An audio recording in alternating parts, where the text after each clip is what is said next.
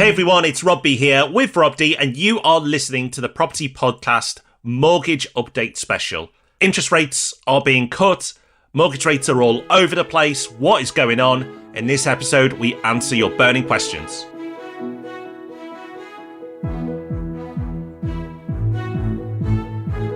Welcome to the Property Podcast. In case you don't know, we run a business that buys more than £100 million worth of property every year for our clients. You can find out more about that at propertyhub.net/invest. And when you are investing, there is little more important than mortgages. You need to know what's going on with mortgages, how to make best use of them. And today's very special guest will help you to do just that. Before we jump into this brilliant interview, let's give you a news update. And I'm loving this one, Rob. Knight Frank increases their growth forecasts for the UK house prices. And the reason why I love this is they've readjusted their forecasts for the next 5 years, which is fine, and we'll get into that in a moment. But they've also changed their forecasts for this year in May. So I've got a feeling they might be right. I think we should go back and re-forecast our predictions in November for this year, because I feel we probably will be bang on if we do that. So Knight Frank in May has decided that UK house prices are going to be up by 3.5% from 2.5% this year due to the improving rate landscape. That is mortgage rates, and interest rates are obviously on the downward trend as well.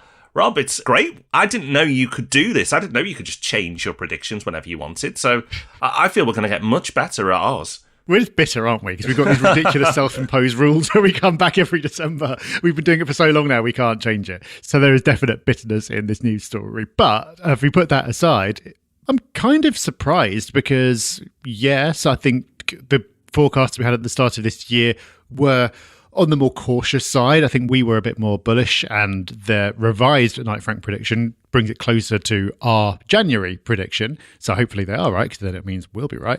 But the market hasn't exactly been flying this year. It's all been pretty flat. So I guess they are anticipating, like I say, that the cut in mortgage rates will translate to improvements later in the year. So a very timely episode we've got today, Rob, because exactly how well the market does perform this year and going into next year is highly dependent on mortgages. It is, Rob, which is why we have an expert on today's show.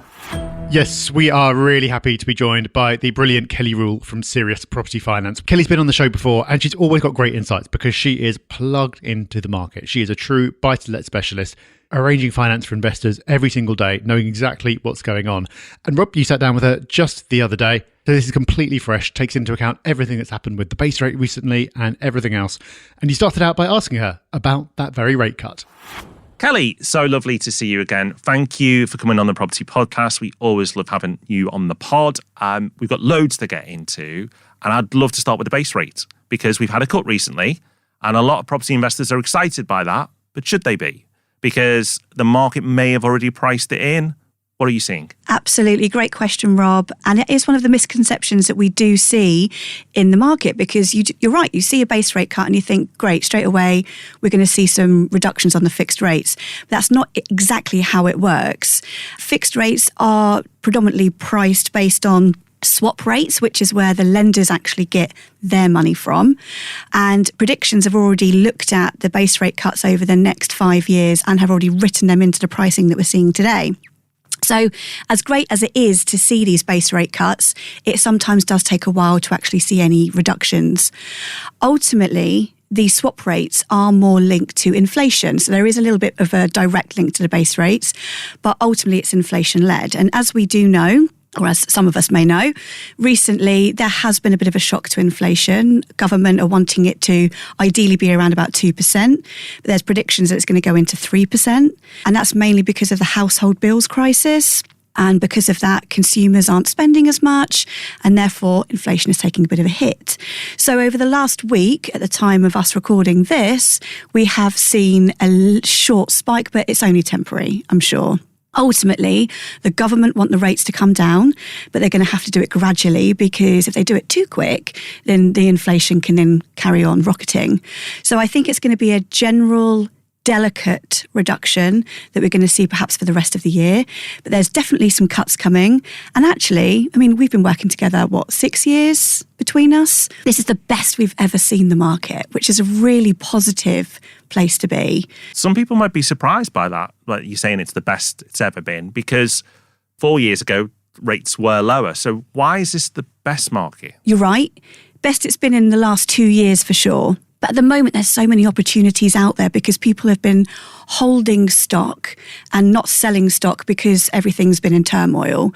So there's more opportunities to be had, greater discounts to be had, and also the rates are coming down. So if you're buying now, especially if it's off plan, for example, hopefully then in a year or two's time when you're actually coming to apply for your mortgage, your rates are going to be even better than what we're seeing today. So actually, there's no time like the present to get buying. It's super interesting you say that because Rob and I have got a podcast planned in the next few weeks which touches on a lot of those themes. And I promise you, we haven't traded notes before this. So it's really interesting that you say that. But the trend is downwards, like you've already said, with interest rates. And it's not aggressive, which is a good thing. And it is coming down. So the optimism should be there. But one of the things Rob and I are surprised about is how negative general sentiment is. I mean, you could say beyond property, really, but if you include the economy, whatever, but we're here about property today. The sentiment isn't exactly buoyant. It's not exactly optimistic, but we should be optimistic about the way things are going because rates are coming down, deals can be done. There just seems that mismatch of sentiment versus the reality. Absolutely. And it's harder for us as mortgage brokers, for example, because the conversations we're having today are all about rates v fees. Because the fees are also very different to what they've ever been before because they went sky high when the rates went higher to try and help with affordability. So it's now just trying to explain to customers that sometimes we're talking about a rate that might have a 3% fee, but actually then the next day a rate with no fee is better for you because we're looking at the total overall cost of borrowing. So there's lots of things that are different. It's all about the education and it's making sure that the customer's getting the best deal. So you're not having to then pay more in the long run.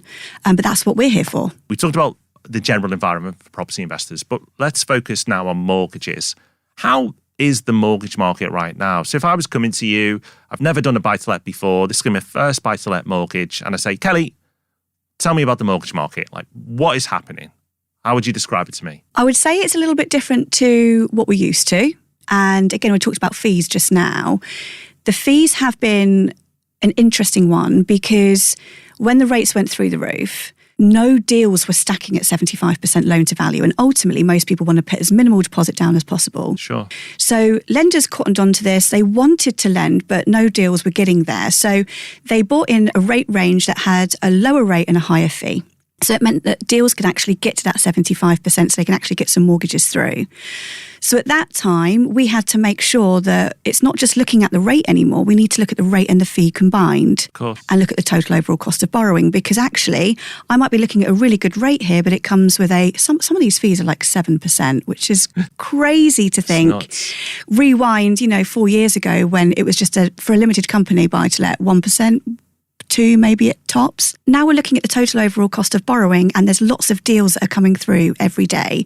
I mean, we're very lucky as a brokerage because we have a lot of exclusive rates with certain lenders as well. And one day I might be talking to you about a 4.74% 5-year fixed with a 3% fee. And people would say, oh, actually, 4% looks good. But, isn't that a high fee? I'd rather have something with no fee or a lower fee. But that particular day, the no-fee products might actually work off more expensive because the rate is higher. So it means that we're just having to get onto a conversation rather than just looking at rates and comparing apples for apples because it's not like that anymore. But I do see that getting better because, again, rewind 4 years ago before the rates went through the roof, we never had a no-fee product. Yeah. Now, actually, the no-fee products are becoming more popular. So could that be a sign of things to come? Maybe our fee is going to slowly get eradicated and we're just going to have no fee products because at the moment we've got, I think one of our headline rates is 5.44%, 5-year fixed, limited company buy-to-let, no fee at all.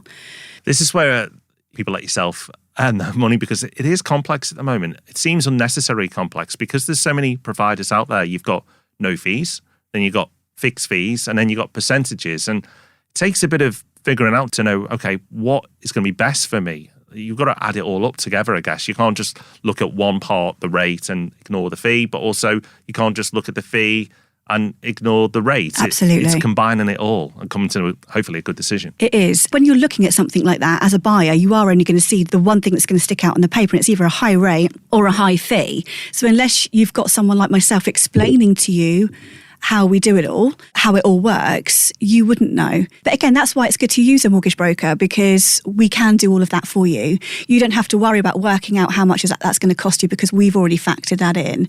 You're right. I mean, being a mortgage broker now is a lot more difficult than what it used to be. I used to know someone's 5-year fixed rate straight off the back of my hand because they've never changed. Yeah. Whereas now, every single day there are new products coming out. So we're always having to check and refresh the market, which actually probably puts us in a better situation because there's then no complacency, whereas perhaps before there was. So you always have to be ahead of the game. And we're always looking at the existing pipeline as well, because this is another misconception.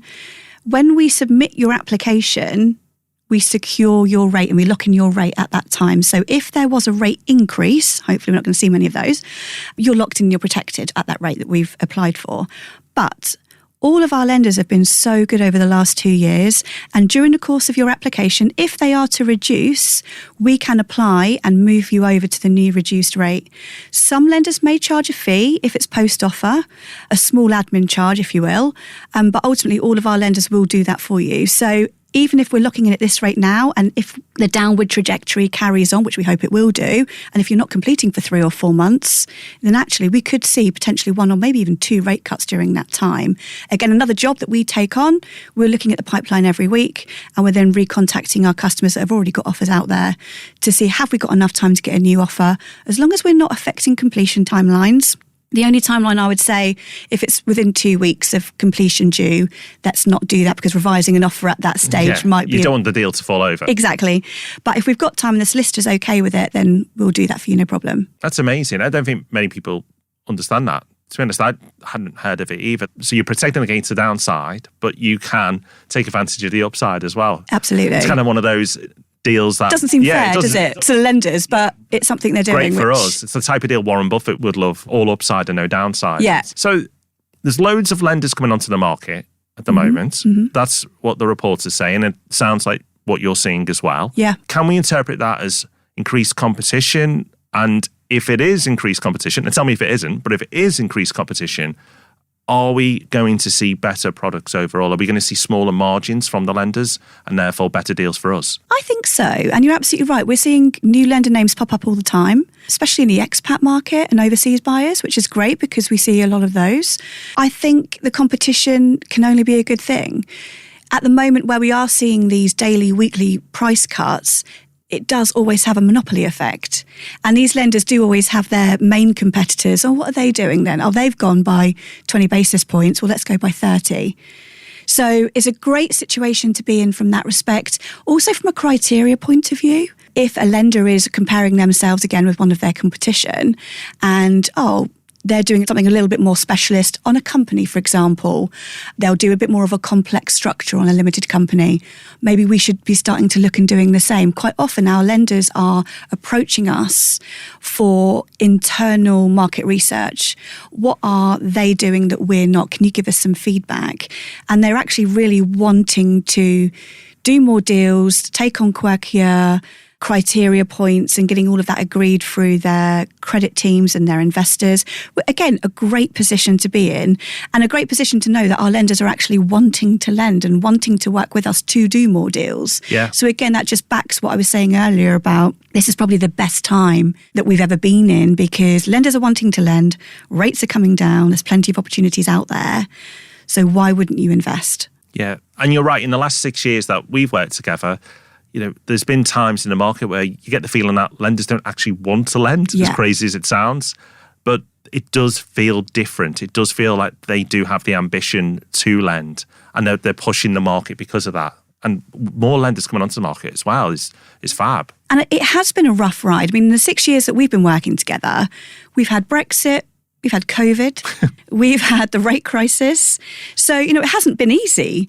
And the lenders have felt that. I mean, they only make money when they're lending money. A lot of their targets haven't been hit because of things that are happening in the marketplace. So they're wanting to try and break those barriers now that they're in a position to do so. So good luck to them. So products-wise, it used to be fairly easy to go, okay, I'm going to go for a 2-year or I'm going to go for a 5-year. But at the moment, there doesn't seem much difference between 2-year rates and 5-year rates. So what are investors tending to do at the moment? Are they looking shorter because they think the rates are going to come down, and when they swap out in 2 years, it's going to be better? Or do they just go, okay, I don't want the risk. Like, I'm just going to go for the 5, even though I might be worse off. I appreciate every person you speak to is going to be different. Yeah. But is there a majority swinging one way or another in terms of what product people are going for right now? That trend has changed a lot over the last couple of years. But right here, right now, and quite often, buyers will say to me, what shall I go for, Kelly? I haven't got a crystal ball. And plus, I don't have a liability to be able to be giving you advice as to whether the 2-year fix is going to be looking better in 2 years' time. But ultimately, my response to this is it all depends on your own personal strategy. Do you have a busy day job where you are investing because you just want some passive income, but ultimately you are busy and you don't want the hassle or the cost of having to refinance sooner than a 5-year? If that's the case, then a 5-year fix is going to be the one for you for sure. Also, if you're investing for long-term capital growth rather than the cash flow, the 5-year fix is one for you. However, we've then got the other half of the fence, and it literally is half and half at the moment, who, maybe they do have a bit of a busy day job, but they believe that the market is going to be a lot better in 2 years' time. They want to test the market again because they feel that they can get a better rate. They may be wanting to extract some equity a bit sooner, because if you're on a 5-year fixed, you are not going to be able to look at that until 5 years. Obviously, in 2 years, a little bit different. Hopefully, there'll be a bit of capital growth during that time. Maybe they can look at trying to get some of the discount out that maybe you've secured for them, Rob. So at that instance, they'd want to test a little bit sooner. They don't mind going through that hassle or that expense. And if that's the case, the 2-year fixed is suitable for you. But really, at the moment, it is completely 50-50. And I try and leave that with then the buyers to go away and think about it. And honestly, they'll and ah. And sometimes they'll even change post-application, which again is fine. Doesn't cost you anything to change from a 5-year to a 2-year or vice versa. Just make sure that the decision is right for you. See, I'm terrible because I'm in that camp of busy people do not want to be doing mortgages all the time. But at the moment, I'm going shorter. Are you? Which is different from what I was doing even 12 months ago, maybe, because the market's changed so much. Like, it's not in dramatic ways that's headline grabbing, but just because the product pricing the way it is right now and the clear signalling from the Bank of England of where rates are going. Me personally, this is not advice. Do you, this is me. But me personally, I'm going shorter at the moment. And I've previously gone longer. Interesting. What do impressive investors, people you've met who you go, that person is on the ball when it comes to property investment, what sort of traits are you seeing from them? What are you seeing to go, that's brilliant. Like, that person is clearly going to do well. Give me the secrets, Kelly. I wish I had all the secrets. Ultimately, they listen to the podcast. Oh, of course. Good answer. But give me a real answer. But probably, without sounding too ironic, but it's about getting the education first, because a lot of these people have the busy day jobs doing something completely different to properties. This is brand new to them. But by the time they come and speak to me for their first mortgage interview, you can tell that they've done a lot of education, whether that's through the podcast, whether it's through online research, whatever the case may be. You can tell that they've done that research, they've got a plan, and they know how they're going to execute it. They're probably numbers people, are the people that impress me the most. So already they're working out the stress test and they're asking me the questions. Even though we're running the stress test for you, we run the overall cost of borrowing for you. They've already got their own spreadsheets in the background running all of that, and they'll be asking me the questions, well, what is the exact stress test? How do you work out your total overall cost of borrowing? Because mine says this and you're saying that. So they're actually challenging me, which sometimes I quite like, because it's good to be challenged every now and then, isn't it? But also have that plan for the next 5 years where they know they've got X amount of money to invest, and they know that to reach to that figure, they need to do 1 a year, or possibly 1 a year to begin with, and then up it to 2 a year. And they know that that's going to be a mix of flats and maybe some houses. Maybe they want to be hands-on, maybe they want to be hands-off. But they've actually thought about all of that. And they've got that action plan and that clear vision together. But then you quite often see that with motivated, career-driven individuals anyway. Another thing to remember as well with regards to preparation and things like that, most people are investing in limited companies now because of the tax benefits. Be prepared. Get your limited company set up. get your bank account applied for. And that's something, again, which these impressive investors impress me with, that they've already done that element. Absolutely. And again, that's my advice to first timers, especially if you're overseas. Try and get that done sooner rather than later, because we do see a delay, not so much in getting the company set up, but getting the bank account set up. Right. There are delays with certain banks nowadays. And it's great just to have all of your apples in a row so that when you come to exchange, the company's sat there ready to go. When we come to apply, the bank account's there, which is strange because you'd think, why do you need the bank account details for application when we're not completing for another 4 months? AKA not taking the direct debit for another 4 months. But ultimately, with these lenders, you have to have the bank account details to put into the application to create the direct debit mandate, to sign, to get you a mortgage offer. So again, my advice, get that all done nice and early. You don't need your deposit to be in your limited company bank account on application though. Please feel free to keep that in your high-yielding ISAs or wherever it may be, and that doesn't need to be transferred to limited company bank account until you're ready to transfer that to the solicitor just before completion. I want to talk about a sensitive topic, and I've touched on this on podcasts in the past, and I just wanted to get an update on the situation, which is down valuations.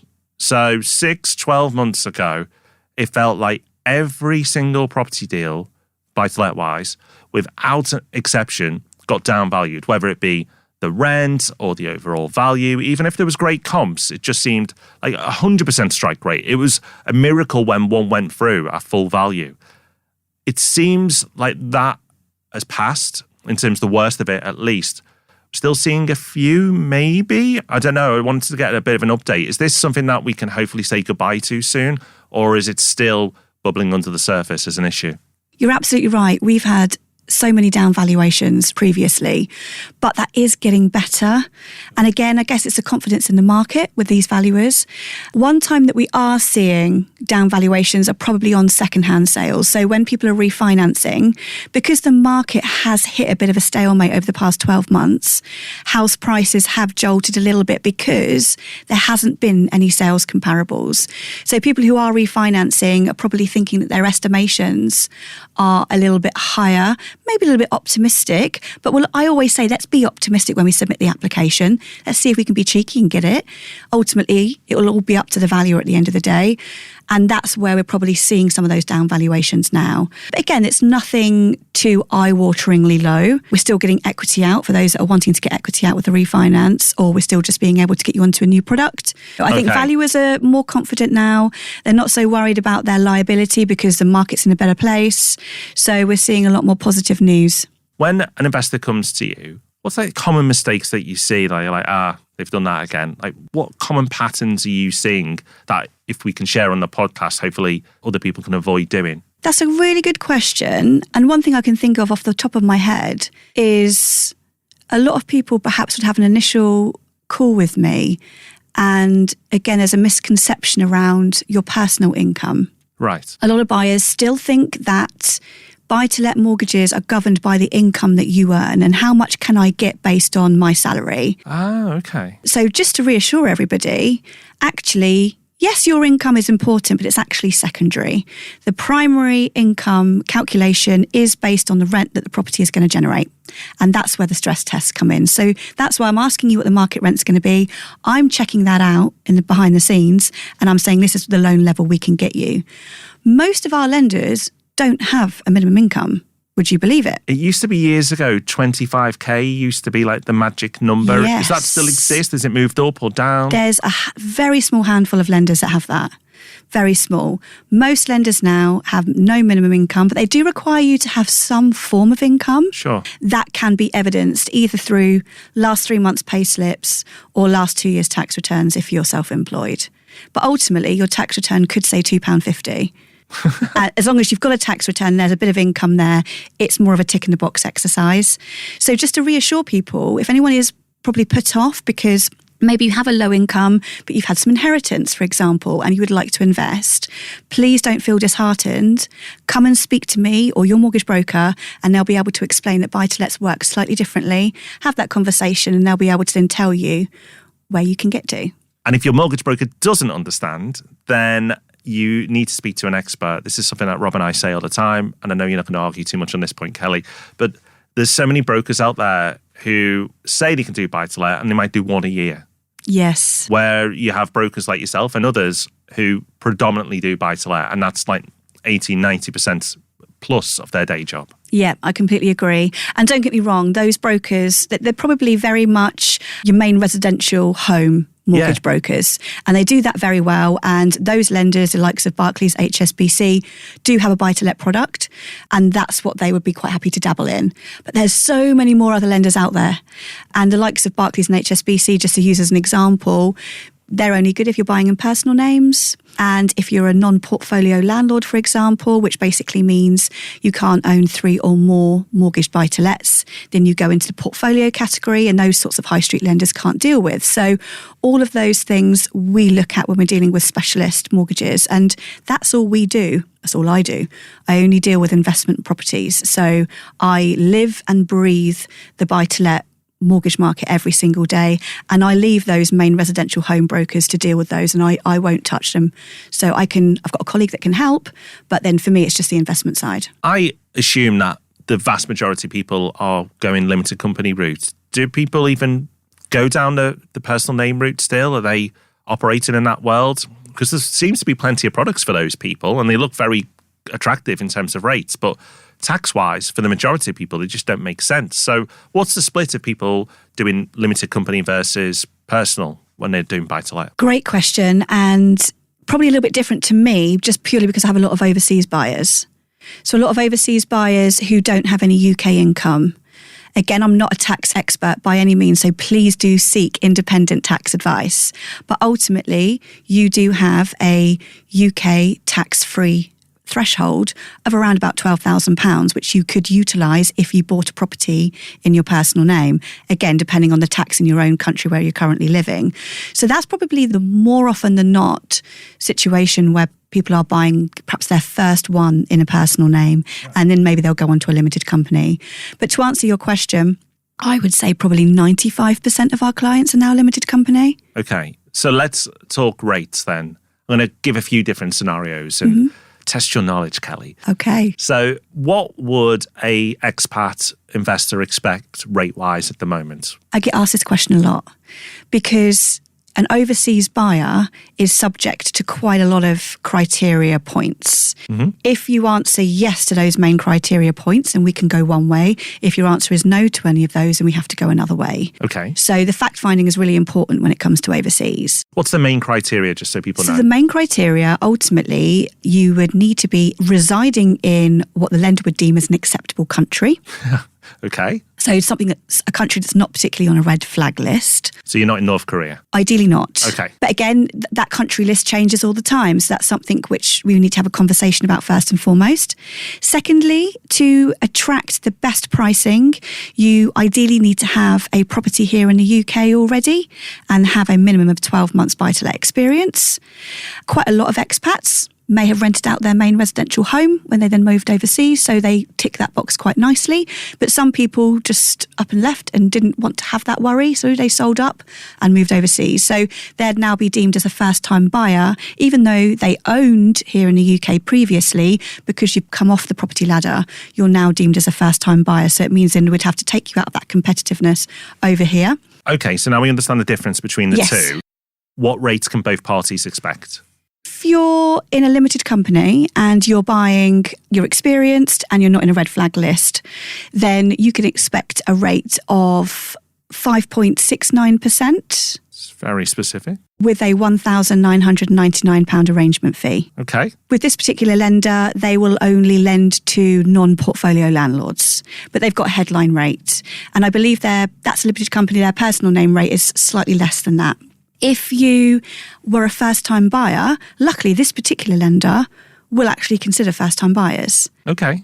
And this particular lender doesn't have a minimum income for an expat. That was another thing I meant to mention before. Most expat lenders do have a minimum income of around about 75,000 equivalent sterling. This particular lender just seems too good to be true. They'll accept a first-time buyer, a non-portfolio landlord, limited company or personal name, and they've got a very attractive rate. But then you might be living in a country that's not on their acceptable list, which is then when we have to then go outside of that. And it's at that point, then if you're a first-time buyer, you're on a red flag list, your rates can increase to 6.5% and come with a whopping 6% arrangement fee. Okay. And typically those lenders at that end are your more commercial lenders. These lenders are a little bit harder to deal with. They're a bit slower. Sticking with expats, although I'm going to move off expats in a minute, I'm going to list you some of the countries where I know we've got a lot of listeners. And I appreciate each lender's different, but generally speaking, are they on a approved list or not approved list? So Switzerland. Approved. Hong Kong. Approved. UAE. Approved. Ireland. Approved. And America. Approved. Trying to think of anywhere else. Sorry if you listen elsewhere and we've not covered you. But Singapore. Singapore, of course, we get loads in Singapore. Yeah. Yeah, all of those main ones, absolutely fine. Others that are a little bit more, I mean, even Bermuda, for example. We've got some buyers in Bermuda. You'd think that might be a bit on the edge because it's one of those countries where it's a bit of a tax haven potentially, but Bermuda's fine. Some of the countries you wouldn't even believe, it can be a little bit random. So please do just speak to us. But ultimately, those that you would expect are definitely on there, but we very rarely see people that are living there. I'm sure it's complete coincidence, but most of the countries I mentioned where our listeners live do have favourable tax regimes, but I'm sure that's not been any part of the motivation to move to those places. I'm not here to judge. I applaud them. Well done. Right. Next, let's focus on rates for first-time investors. So let's assume they've got their own home, but they're going to be a first-time investor. What type of rates can they expect? Yep. So luckily, first-time investors can expect the same rates as an experienced investor. Oh, brilliant. Okay. Yeah, which is really good news. So the market's improving all the time. It really That wasn't is. the case a few years ago. Yeah, I mean, there are some lenders that may want a minimum income for a first-time investor, but again, that's becoming something of the past. Typically, again, limited company. It depends on total overall cost of borrowing, but off the top of my head, 4.74%, 5-year fixed with a 3% fee is the best offering at the moment. That's good. Shortly followed by, and actually I think this rate topped it, a 5.44%, 5-year fixed with no fee. I think it's about £200 different overall in the total overall cost of borrowing. It's your first-time buyers that may have a little issue. Yeah, that's what I was going to move on to next. So somebody who doesn't own their own home but wants to make an investment, what type of rate are they looking at? And we see quite a few of those.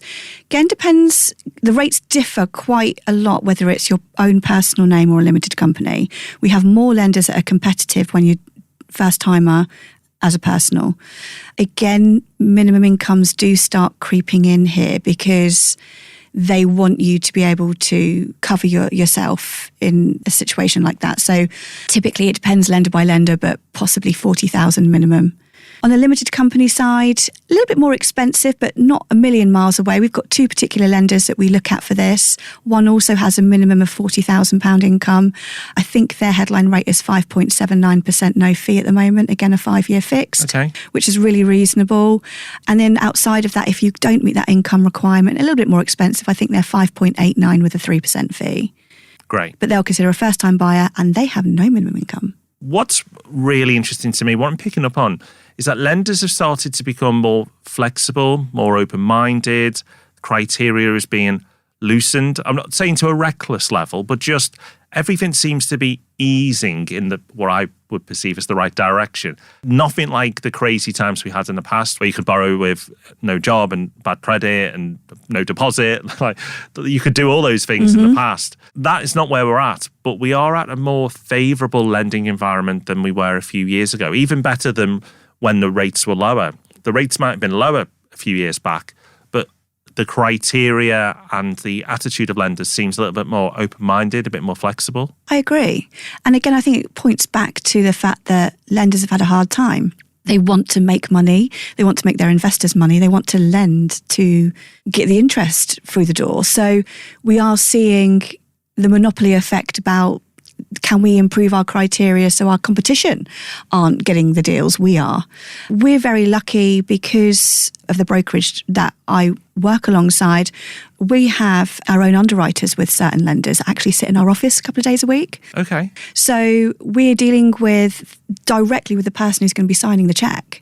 So if we see somebody, so you're making sure they get their favourite cup of tea or coffee. Absolutely, the cakes are ready. Seat. Yeah, absolutely. By the window with the view.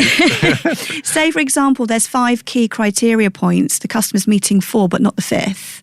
I can just call over and say, "What do you think about this?" And he'll say, "Do you know what? That's fine." Or actually, if you can get me the X, Y, and Z, then present it to me. I could get comfortable if I could see they've got 6 months worth of savings to cover if they had any void periods in the rental, for example.